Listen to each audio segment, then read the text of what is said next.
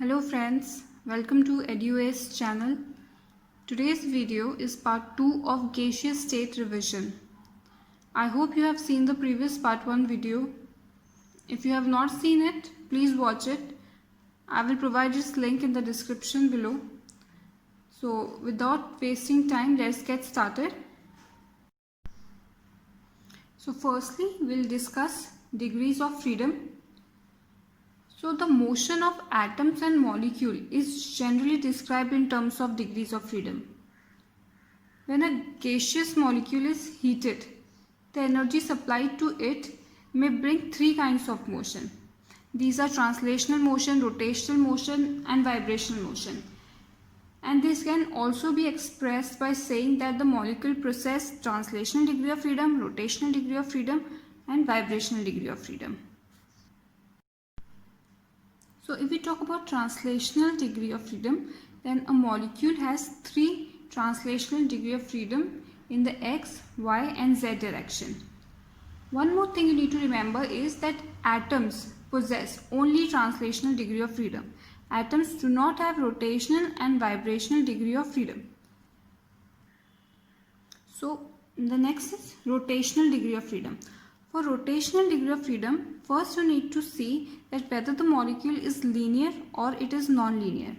If the molecule is linear, then it possesses two rotational degree of freedom, and if it is non-linear, then it possesses three rotational degree of freedom. The third is vibrational degree of freedom.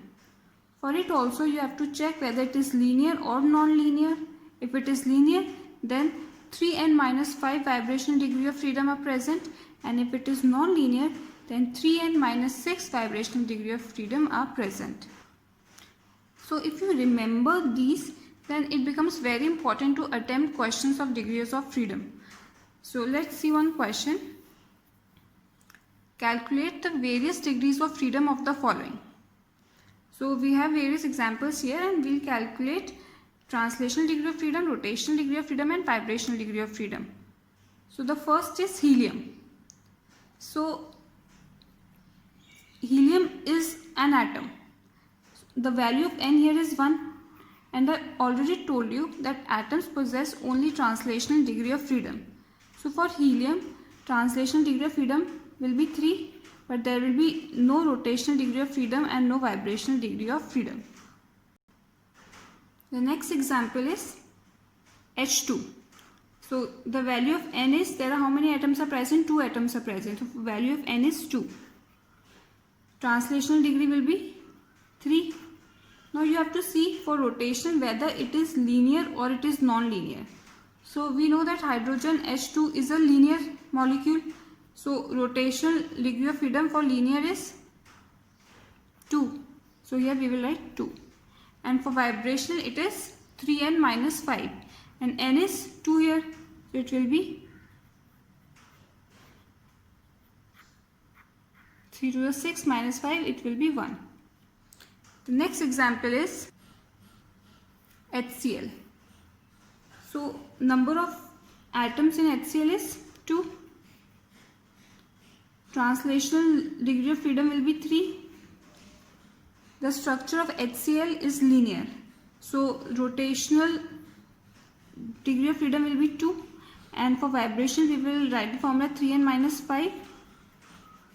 It will also be 1. Next example is water. For water, number of atoms are 3. Translational degree of freedom will be 3.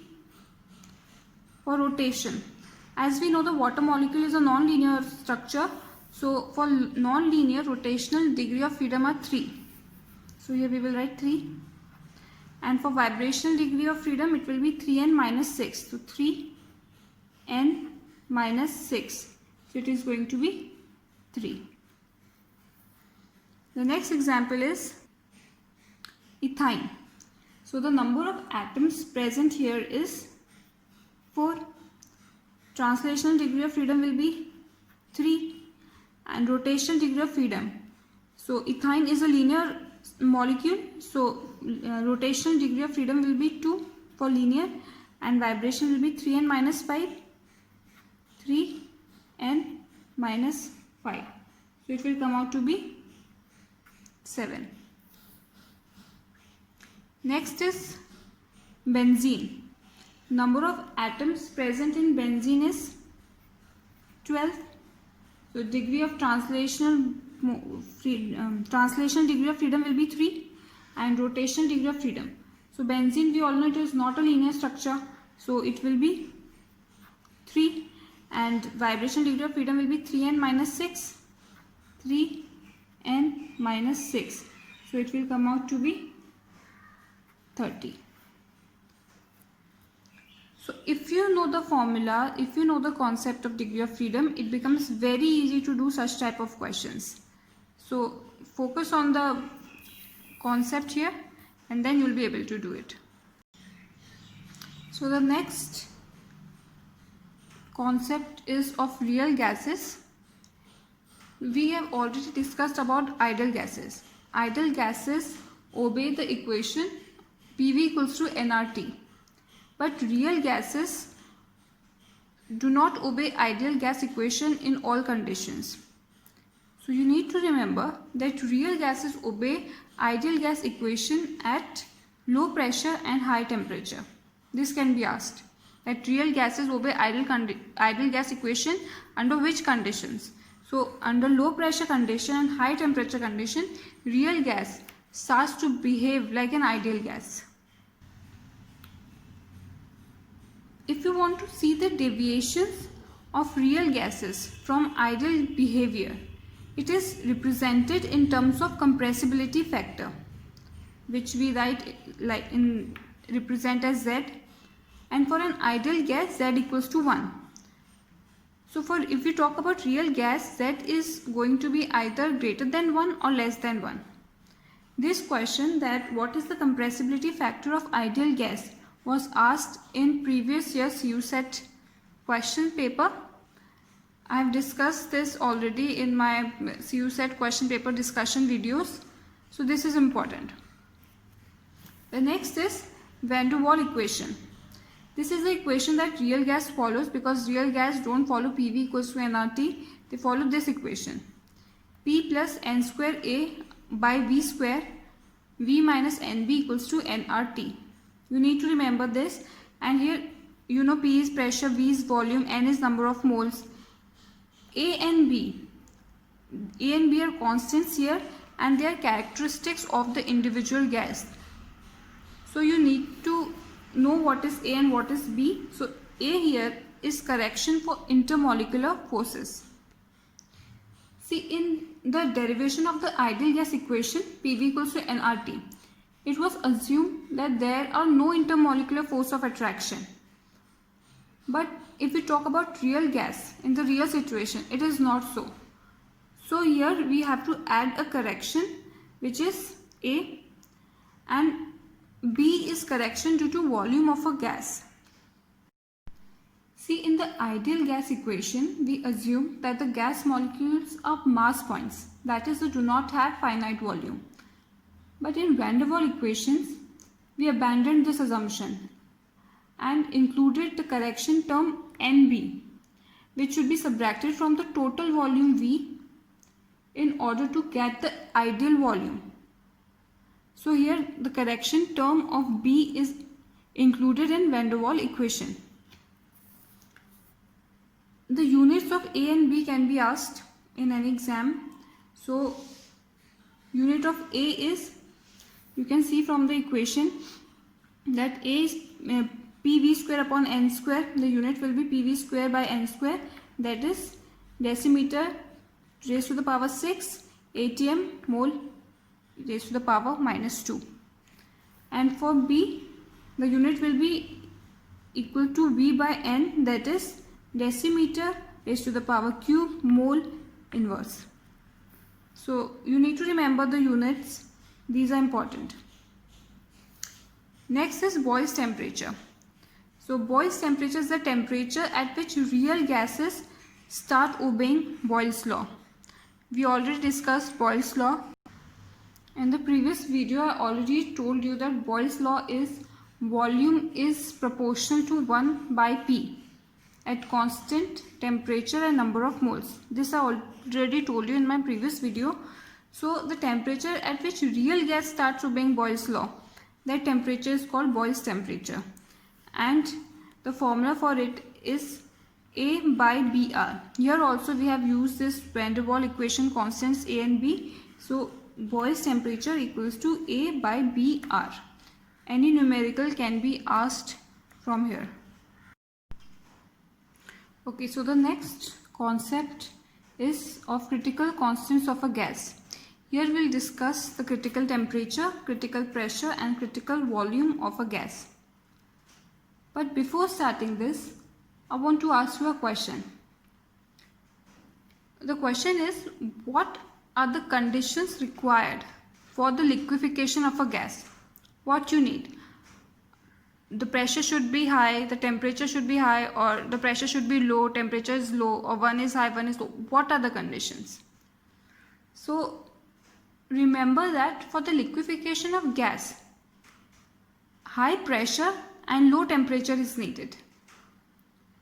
On this concept only, these points of critical constants of gas will be discussed.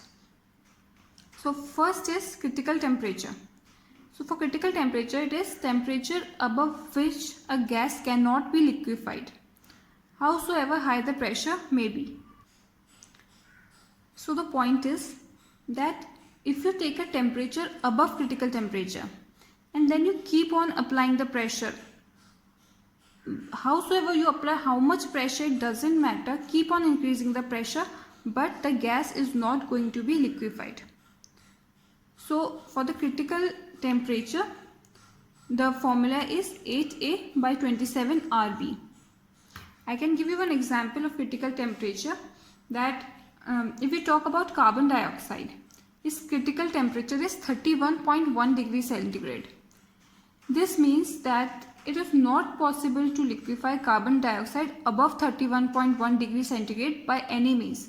By applying any high pressure, it is not going to liquefy above 31.1 degrees centigrade.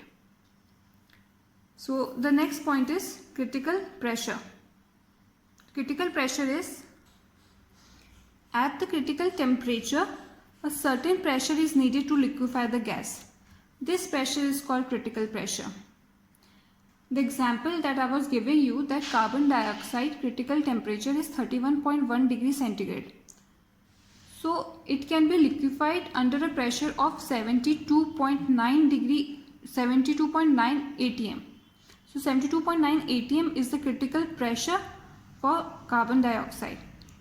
Its critical temperature is 31.1 degrees centigrade and its critical pressure is 72.9 atm. So the formula of critical pressure is A by 27 B square. The next is critical volume. It is the volume occupied by 1 mole of a gas at critical temperature and critical pressure. And its formula is critical volume equals to 3B. So these three formulas can be asked directly in any competitive exam. So do remember these formulas, and numericals can also be asked based on these. Okay, let's move on to the next topic, that is Joule-Thomson's effect. So it is observed that when a gas under high pressure is made to expand into a region of low pressure, it suffers a fall in temperature. Means if you have a gas which is kept under a very high pressure and then you allow that gas to expand into a low pressure region. From high pressure, your gas will expand into a low pressure region. Then there will be a fall in the temperature of that gas. And this phenomena is known as Joule-Thomson effect. So gases, because expansion is taking place in the low pressure area, so gases become cooler during the Joule-Thomson expansion.